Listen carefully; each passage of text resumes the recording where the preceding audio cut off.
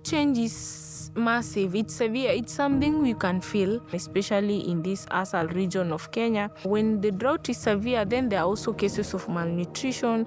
Turkana people are very resilient people, pure pastoralists by nature.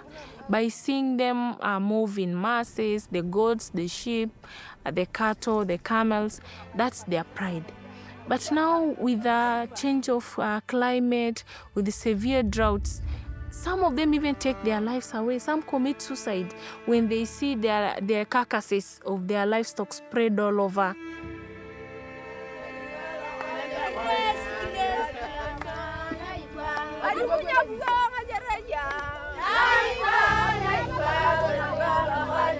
So because they are the most affected, they had to embrace farming as an alternative mode of survival or mode of livelihood. And agriculture is my passion. I support farmers to do climate smart technologies. It's about the giving back to the community that really builds me as an individual. The big dream is for the communities to feed themselves, feed their neighbors, and feed this nation.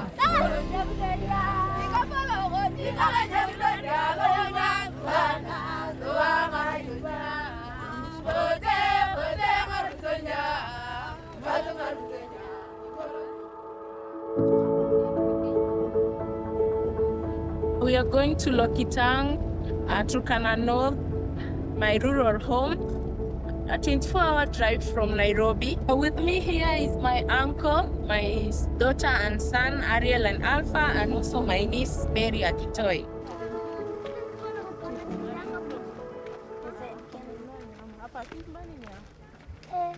This house was here. This one was here. So we used to sleep somewhere here in this house. And then we had another house here which fell. When my grandma passed on, the house fell down. Yeah. Okay. Yeah. I was brought up by my grandmother. It was really challenging to be brought up in such an environment, especially my community is a pastoralist community. So you find for a girl child, they'd rather prefer you getting married. I remember one day my grandma got tired of this school fees thing, school, and she even told me when I finished Form 4, she just told me, you just go get married. That education is enough. I used to get so much worried that I might not proceed with my academics, looking at my background. Sometimes I would cry. I would really wail. It really challenged me to work hard because I learned that nothing good comes so easily.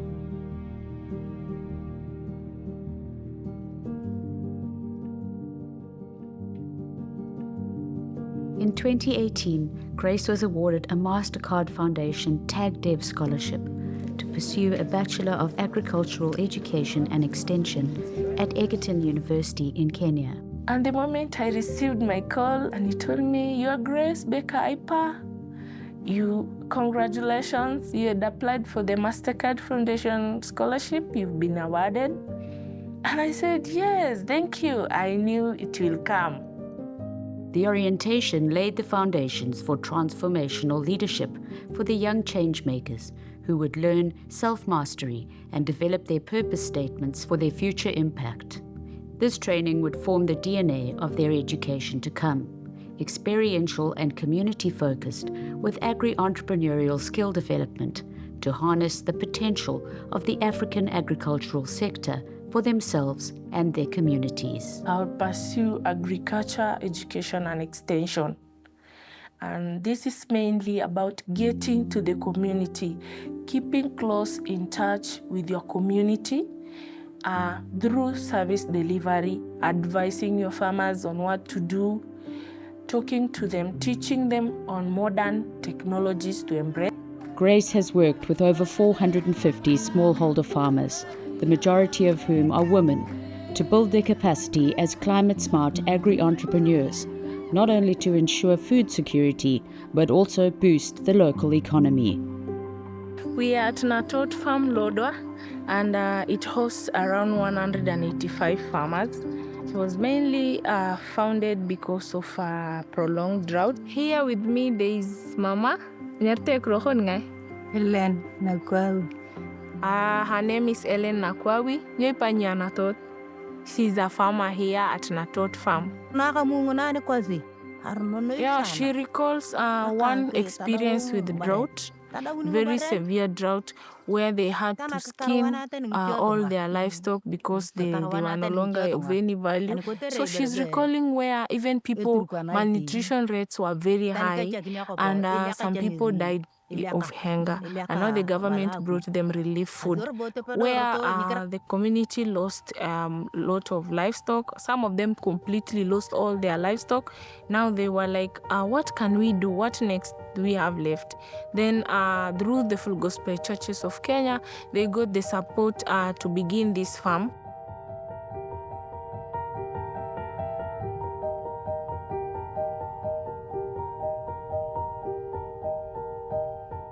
And since then, they have progressively embraced farming. They have taken up the initiative, and as you're speaking, that's why this farm now is producing massively, both subsistently and commercially.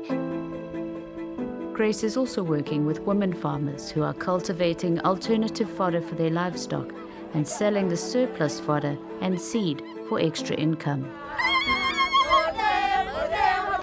The reason for fodder production is to get an alternative feed for the livestock, where now when it's very dry, extremely dry, the farmers can get an alternative feed for their small goats and sheep at home. And also, beside that, they're able to sell the seed as an alternative source of income for their livelihood. With the money from the fodder farm, should be able to take her son to school, bearing in mind that she didn't get the chance to go to school, but she's appreciating the value of education. And with this farm being here, she's hopeful that the income would support her. My big dream is for the communities to feed themselves, feed their neighbors, and feed this nation.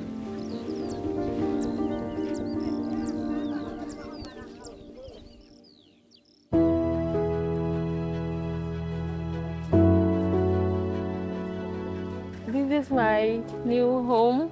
I'm building these homes for my kids, and we will soon be moving in after we finished the construction. It's almost in like 3 or 1 month's time we would have relocated in here. Very exciting. I can't wait to, at least at last, I'll have a home. Yeah, so very exciting. Yeah, Nini. I'll talk to you. Yeah, okay. What do you think, Alpha? It's good. It's good. Yeah.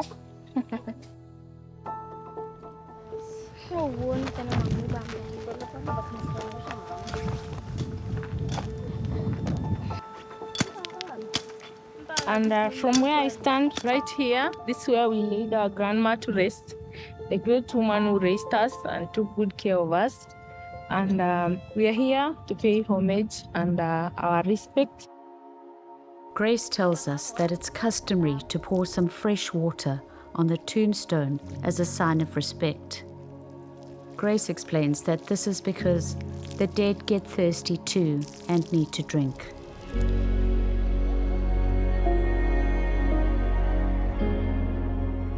Girls have what it takes to go to excel even higher and higher. And just like the boy, the girl will still go for it, will make you proud, will stand for this society, and will also stand for the less fortunate. So it's no longer that a girl is just bred for marriage or for siring children. It's something more than that. It is just providing an equal platform for both the boy and the girl. For me, the green here represents hope. Hope for this community, hope for this nation, and hope for Africa, that it's possible. Anything is possible. It can be done only when we put the right foot forward, when we take hope, when we put the skills and policies together. It's something doable. My big dream is a community that is malnutrition free food secure, disease-free, a community where women are given a chance to feed themselves, to provide for their families, a community where equality is not something to bargain about, a community that embraces food production, food security, and a community that understands that climate change is real and they are prepared to handle climate change crisis.